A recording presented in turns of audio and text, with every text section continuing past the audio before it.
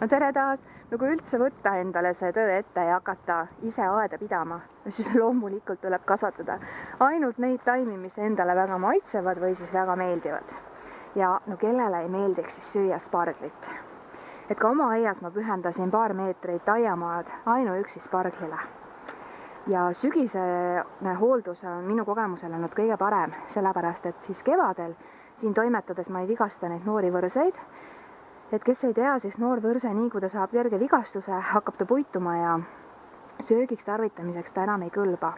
Ja loomulikult, kellel siis kevadel aega on, et praegu oktoobri alguses on ikka natukene aega ja täna on meil selline suurepärane ilm ka siin. Ja kuna ma nägin ka täna hommikul, täna on laupäev, oli mul aega hommikul ka rohkem aknast välja vaadata, et spargel on muutnud oma värvi ära selliseks väga kutsuvaks kuldkollaseks, mis tähendab seda, et tema on nüüd valmis ka minema puhkama talveks ja nüüd on täiesti okei need pealsed maha lõigata.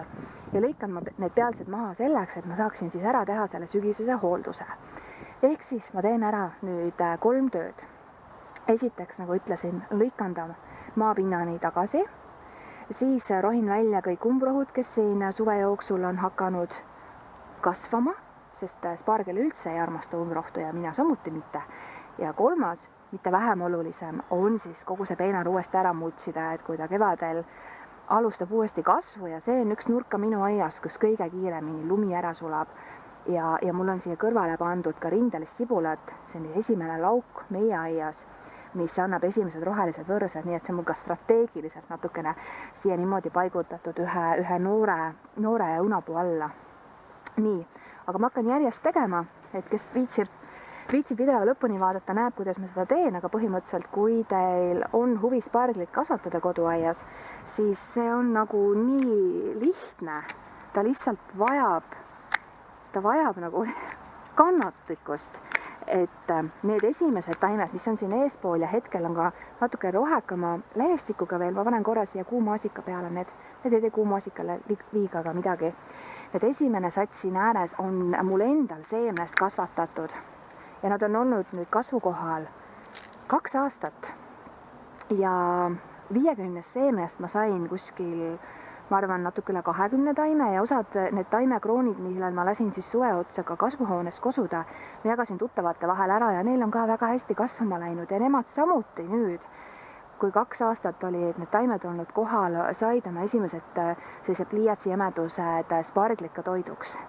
Ja siin on ka näha, et see taim, mis ma nüüd praegu maha lõikasin, on emane taim, et spargel on ka selles mõttes huvitav, et ta on 2-kojaline. Tal on isastaimed ja emastaimed ja öeldakse, et isastaimed annavad paremini söögiks neid sparglivarsi.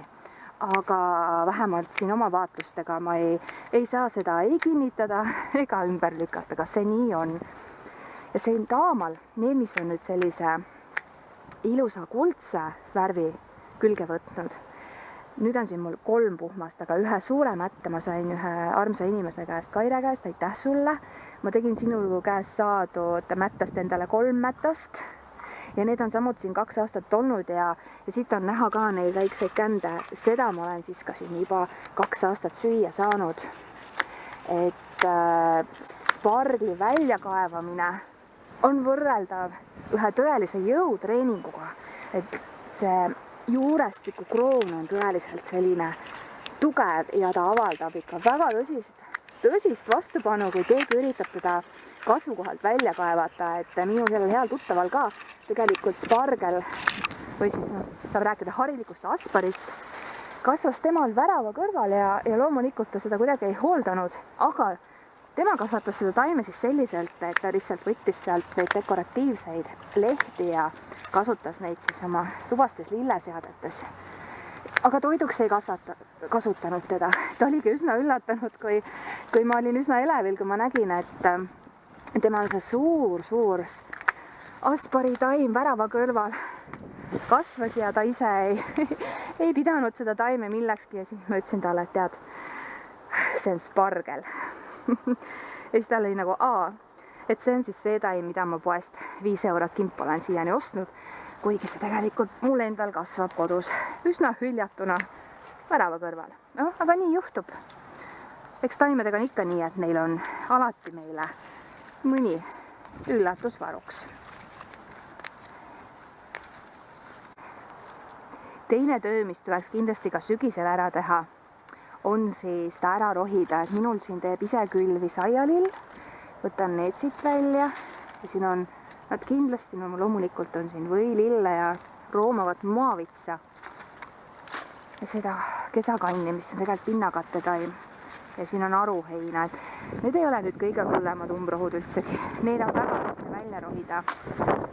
Aga siis mul on siin mõned tegelased nagu see, võid öelda nimi praegu meelde, aga tal on selline asi ka, et kui ma ta välja rohin, siis need risoomid siin nagu pudenevad tükikesteks, nii et ma ei saa teda kunagi tervena kätte. Ja siis ma nägin, et inimesed ostavad seda taime endale aeda, et teha temast endale salatit. Aga ma ei tea, minu maitse järgi ta ei ole, nii et ma nüüd lihtsalt olen ta kogemata siia saanud ja järjest teda siis rohin siit välja. Sparglile ei meeldi eriti teiste taimedega koos kasvada ja eks tegelikult sellise kasutuse poole pealt ka on igati mõistlik hoida sparglipeenar umbrohu vaba, et siis on ka hästi näha, millal need esimesed ninad välja tulevad ja siis tuleb olla aktiivne ja tuleb peale passida, millal nad kasvavad, näete üks rindeline sibul siin, millal nad kasvavad piisavalt suureks ja nad teevad trikke. Et kevadel on ka ikka niimoodi, et mõni päev on, eks ole, soojem, teine päev on natukene jahedam, aga ühe sooja päevaga ta võib tegelikult kasvada mitu sentimeetrit või isegi, ma ei tea, 10 sentimeetrit.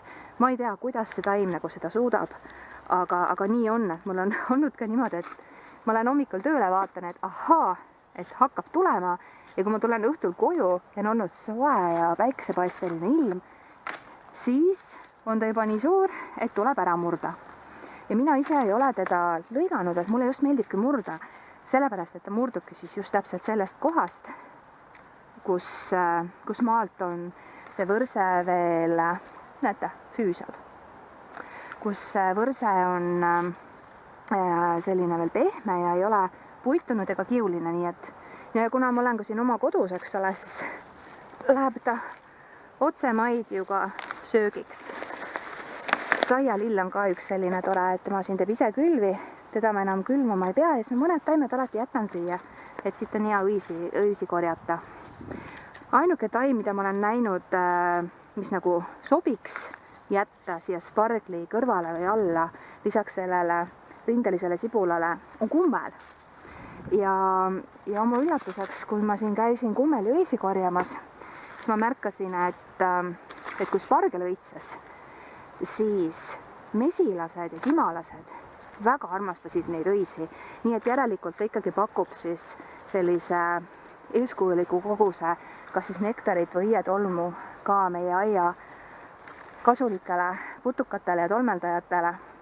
Minu jaoks tuli see üllatusena sellepärast, et spargli õied on sellised rohelised ja üks peet on siin tagasihoidlikud ja niimoodi sellised, mitte midagi ütlevad, aga siin käis nagu tõeline sumin ja ta õitses päris pikalt, et mitu nädalat siin käisid kimalased ja siin lähedal on vist mõned tarud ka, et ka meie mesilane käis spargli peal mitu nädalat jutti, et minu jaoks oli see jällegi suur üllatus, et ma arvasin, et ma tegin selle sparglipeendra just iseendale ja enda huvisi silmas pidades, aga läks hästi, et tundub, et sain sellega ka oma teistele aiaelanikele, kasulikele putukatele hea meelt teha. Nii, samal ajal siin jutustades tundub, et mul on õnnestunud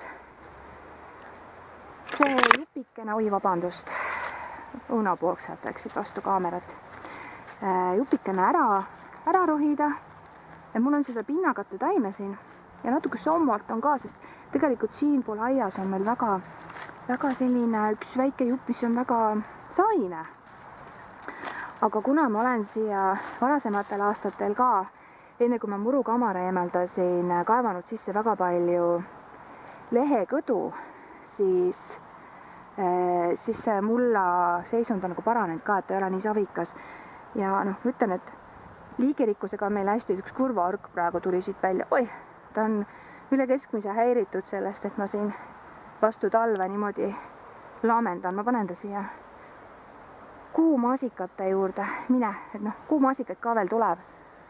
See on ka üks taim, kes üldse ei saa aru, et sügis on ju käes. Tema ikka veel õitseb ja annab vilju. Nii. Ma täiesti puhtaks seda siin ei tee. Ma pärast rohin ära ka selle nii-öelda peendra vahe ja siis siia panen natukene puukoorelaastu, mis mul talvepuude hunnikust alles jäi. Ja nüüd kolmas töö sparglipeendra hooldamiseks ja mitte üldse vähem oluline töö on siis multsimine. Ja multsi kasutan siis seda enda tehtud komposti. Mul on 2 sauna aianurgas ja minule see 2 auna süsteem hullult hästi sobib, et 1 auna sõelun ära, selle ma sõelusin täna hommikul. Hästi mõnus selline väike äratus ja trenn. Ja ta ei ole nagu hästi lagunenud. Aga see on jumalast okei, sellepärast, et siis ta laguneb siin edasi. Ja ma panen teda sellise, 5 sentimeetrit kihi, et kuna ta on praegu selline kobe ka, siis võib-olla tundub, et on palju, aga tegelikult ei ole. Ja kui meil on nüüd siin soe sügis ka ja soojem talv, siis võib ka niimoodi juhtuda, et ta laguneb nii aktiivselt veel edasi, et kevadeks on ta siit jällegi kadunud. Et siis ma küll võib-olla tulen ja lihtsalt valan veel 1 kihi peale. Ja selles mõttes see ongi selline, ma ütleks, et pigem kaevamisvaba peenar, et ma ei kaeva seda siin, eks ole, sest tegelikult ma ei taha ka spargli neid kasve kuidagi häirida, sest ma tahan, et neil oleks hästi mõnus siin olla. Ja siis ma lihtsalt pidevalt panen siia komposti peale, kasutan seda multsina. Ja nii ongi.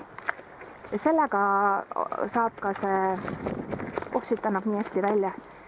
Sellega saab ka see spargel hästi väetatud ja kuna ma ise tegelikult tean väga täpselt, mida ma oma komposterisse panen, siis ma julgen seda ka oma toidutaimedel, siit oli täpselt välja nii, nagu ma tahtsin, toidutaimedel kasutada ja ma ei pea nagu muretsema ka kartma millegi pärast, et kui ma ostaksin mujalt sisse mulda või komposti, siis ma alati olen väga ettevaatlik, kui ma peaksin seda tegema, võivad tulla kaasa mingisugused kahjurid, keda enda aias varem polnud ja kõige hullem algaja viga on see, et lasta endale aeda tuua mullakoormaga umbrohuseemneid ja ikka selliseid tegelasi, kes teiste taimedega üldse arvestada ei oska. Ja praegu ka ma näen, ma valasin selle multsi siia umbes sellise 5+ sentimeetrit paksuse ja siin on vihmaussid sellised, kompostiussid on kaasa tulnud, et nemad nüüd siis saavad siin edasi elada ja toimetada. Nii. Aga kes viitsis siiamaani vaadata, siis täpselt nii ongi. Midagi erilist siin ei ole. Spargil on üks väheseid taimi, mille mina lõikan sügisel maha, et teised kõik lilled ja muud asjad, mis vähegi kannatavad, jätan ma talveks alles ja koristan peenrad ära alles kevadel, sest et talvel ju tahavad siin ka igasugused elukad ja putukad elada ja eks mul on midagi muud ka teha, muid asju ka teha sügisel. Ja siis kevadel ongi hea ja muidugi mitmetel taimedel on ka see talvitamiseks hea, kui neil on see eelmise aasta mant veel peal. Nii et kui keegi veel on kahelnud, et kas tasub ette võtta spargli kodujas kasvatamist, siis muidugi võtke ette, see on nagu kõige meeldivam asi üldse ja tegelikult see vaev on nii väike, aga see rõõm ja see kasu, mis siit tuleb, on kõige suurem, sest spargel on ju ka väga pikaajaline taim ja ta võib vabalt sellise heahoolduse puhul, eriti kus antakse ka komposti juurde, 20 aastat olla ühel kohal ja kui endal hiljem ei ole sellest enam rõõmu, kolite või midagi, siis endal järgmistel inimestel on kindlasti sellest väga palju rõõmu.